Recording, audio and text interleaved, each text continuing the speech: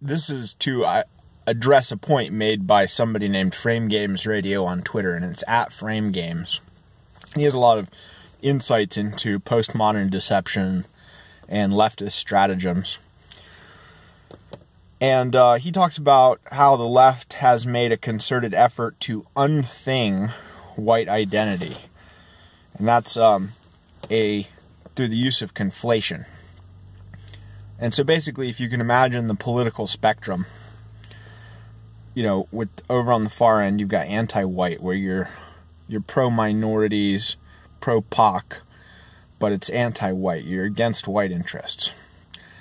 And then over here, you know, slightly overlapping is, you know, your colorblind, conservative egalitarianism. Your individualist meritocracy, so to speak. And then, you know, you've got a white identity circle that overlaps with that somewhat. And that just means, you know, you have an identity as a white person, and, you know, you're proud of your heritage, you're proud of your ancestors, and you identify with them. You may not necessarily have any animosity towards others. And then, you know, another overlapping circle for white nationalism, and you may not have any animosity towards others still. It could just be like, you know, hey, everybody can have their own nations, except for white people. Why can't we have our own nations too? You don't necessarily have to hold any ill will towards people. You know, you just have a preference for your own, or for homogeneity, which is a perfectly valid preference. And then over on the far corner is white supremacy. And this is already kind of a loaded term like racism, which white supremacy is basically used to represent any kind of white sovereignty. Like if you don't want to be ruled over by aliens or subject to aliens, that's white supremacy. But, you know, at least as classically conceived, there's a strong aspect of value judgment there. You know, you're making a determination or a statement that whites are objectively superior and therefore entitled to rule. And that's white supremacy. You know, maybe not just within a country, but throughout the world. And so you've got this spectrum of overlapping circles. Now, why would you want to conflate the middle categories away into one extreme? And they've all been conflated into the white supremacy extreme right now. So even the conservative, colorblind egalitarianism is now a form of white supremacy, or a legacy of white supremacy, or something only a white supremacist could believe, right? Because if you're not anti-white, you're white supremacist. That's the conflation game that they've been playing. They've been conflating all of these other things as white supremacy, which they define as the most extreme possible form of, you know, ethnocentric loyalty and out-group hostility. And so, well, you want to play that conflation game because you don't want people to leave this anti-white circle. And so you have to make everything that's not anti-white, that has to be something really bad that people don't want to go to. And so they use the white supremacy circle for that purpose. And they load it with all sorts of moral baggage, right? Moral and emotional baggage. Oh, it's despicable.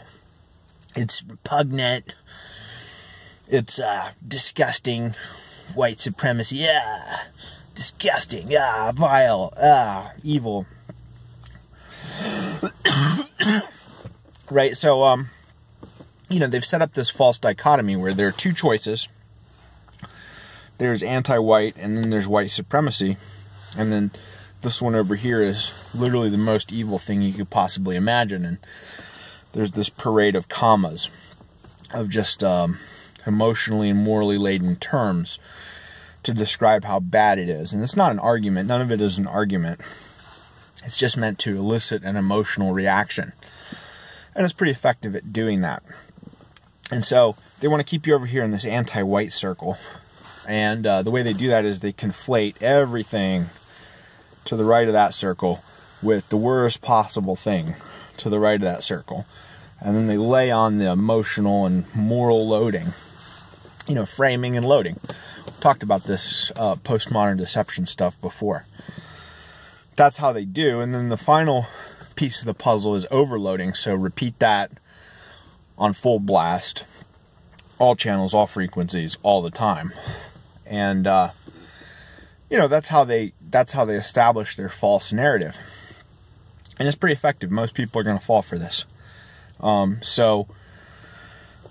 there's a silver lining, which is that, they're banking on some false assumptions to make this work long term. And one of those is that we're not going to be willing to go to the extreme to reclaim our identities and to fight for our interests. And that's not true of all of us. Some of us will be willing to go to the extreme in order to do that. And the second assumption that they're making is that even if we do, there'll be enough normies to stop us. And that's true for now, right? And maybe it'll continue being true for a long time. Most South Africans are normies, if you can imagine that. So, in the starkest possible situation, you still have most people being normies and falling for this shit. Now the question of whether it's enough, that's a different question, because normies don't necessarily have the courage of their convictions. They are tepid, they're lukewarm. They want to go along to get along. They don't want to upset the apple cart. They don't want to rock the boat. And they can be threatened with loss of livelihood, loss of social approval, social status. And that's what this whole game is banking on. But the thing is, these leftists, they don't have much to offer in the way of positive incentives. Like, if there were any gains to pick up from diversity, they've been picked up already. And now we're in territory of steeply declining marginal returns and exploding marginal costs. So, anytime they push this agenda, it's going to be destructive and parasitic and negative sum. Not just zero sum, but negative sum. Like when you take a high trust, homogenous nation and you diversify it, the trust evaporates. The trust evaporates and the social capital evaporates. And so that means a lot of opportunities that people had before to generate wealth and do other things are going to evaporate with that trust and with that social capital. And so, transaction costs are going to go up. The imposed costs of diversity and proximity are going to go up. And, people are going to be a lot less well off, or at least the people who used to live there. The newcomers might be better off. But, there's ultimately going to be an equilibrium where once you take a developed first world country and you import enough third worlders to make it into a third world country, then there's no longer even any incentive for third worlders to continue moving because they can't improve, their quality of life by moving, by imposing the costs of their third worldness on the first worlders. But for now, there's still that incentive to keep bringing in third worlders. They're still benefiting out of the deal, even though we aren't. But the point is, as far as offering positive benefits, we're long past that threshold. They don't have any more positive benefits to offer, if they ever had any. So, the cost of their demands, the cost of meeting their demands is just going to continue to go up. And, so there's going to be more and more people finding themselves in the same situation we find ourselves, which is that we have relatively little to lose by going to the extreme and relatively a lot to gain. We can gain our country back. That's a lot to gain. And if we don't do that, we lose everything. And that's a lot to lose. So, this assumption that there's always going to be enough normies to stop us may not necessarily hold, because more and more normies are going to start waking up and realizing that, they don't really have anything to lose by going over to the extreme, and they have a lot to gain, potentially. And so both of those assumptions are going to become less true and less strong over time. That people aren't willing to go over to the extreme, and that there's still going to be enough normies left to stop them. So eventually we're going to reach a tipping point.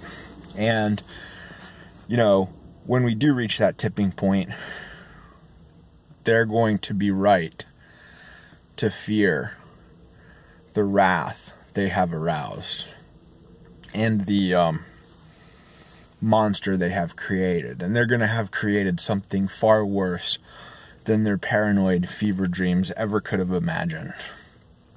It's going to be glorious. It's going to be something that is written about for thousands of years.